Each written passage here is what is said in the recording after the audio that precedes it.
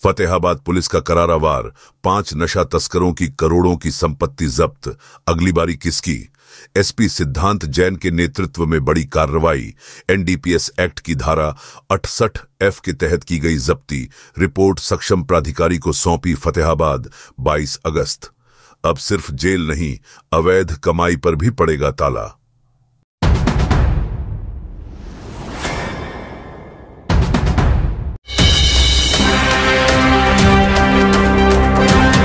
शहर फतेहाबाद की state bank road पर स्थित इलेक्ट्रॉनिक्स, फर्नीचर व हॉलमार्क ज्वेलरी का फतेहाबाद जिले का सबसे बड़ा शोरूम विशाल टीवी केयर शोरूम पर उपलब्ध है। देश के प्रसिद्ध ब्रांड के इलेक्ट्रॉनिक्स उत्पाद कुशल कारीगरों द्वारा बनाया गया अत्याधुनिक फर्नीचर, हॉलमार्क ज्वेलरी के बेशुमार गहने शुद्धता की गारंटी के साथ।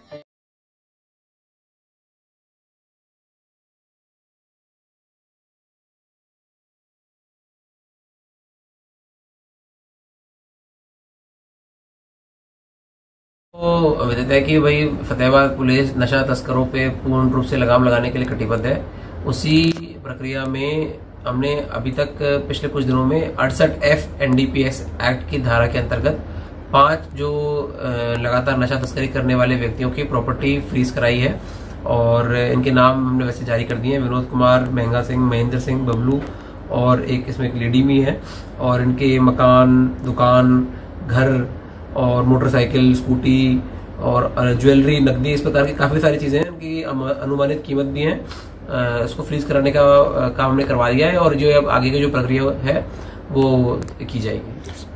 तो नहीं, बिल्कुल जी, बिल्कुल, क्योंकि कई बार क्या होता है कि जो नशा तस्कर, जो आदतन नशा तस्कर होते हैं, वो ये काम को अपना प्रोफेशन बना लेते हैं और उसका अपना मतलब आय का स्रोत बना लेते हैं। फिर उससे ये चीजें अलग अलग चीजें खरीदते हैं।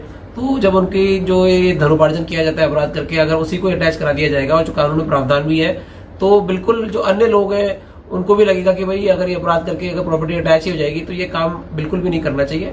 और इसको हम आगे और बिल्कुल सुदृढ़ तरीके से करवाते रहेंगे। अब हम जो भी व्यक्ति पकड़ते हैं उनकी सबसे पहले प्रॉपर्टी अटैच कराने का कार्रवाई करते हैं, तो आगे भी ये बिल्कुल जारी रहेगा। अच्छा, 6 लोग हमने और आइडेंटिफाई किए हैं जो आदतन नशा तस्कर हैं। तो जैसे एक पिट एनडीपीएस का एक्ट होता है, उसके अंतर्गत लोगों को डिटेन करने का प्रावधान है। हमने कई लोगों को डिटेन भी करवाया है। और ये हो गया 68F एनडीपीएस एक्ट, इसमें प्रॉपर्टी अटैचमेंट का प्रावधान है।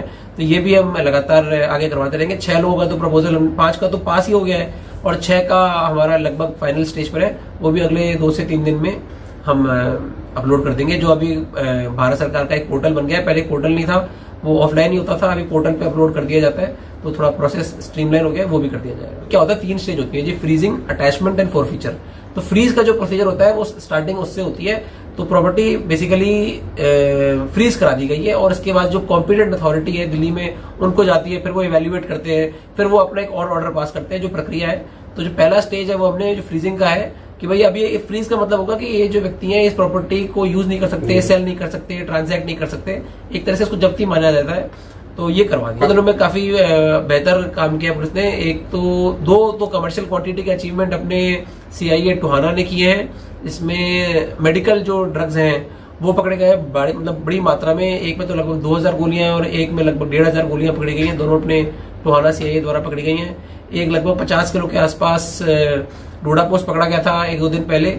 और आज सुबह भी रतिया में लगभग 800 के आसपास टैबलेट्स पकड़ी गई हैं, जिसमें कार्रवाई जारी है। एक मेडिकल शॉप ओनर जो है, फार्मासिस्ट एमएस शॉप जो है, वहां पर ये गोलियां बेच रहे थे, तो वहां पर भी ड्रग कंट्रोल ऑफिसर को हमने बुलाया है और उसमें भी कार्रवाई की जा रही है।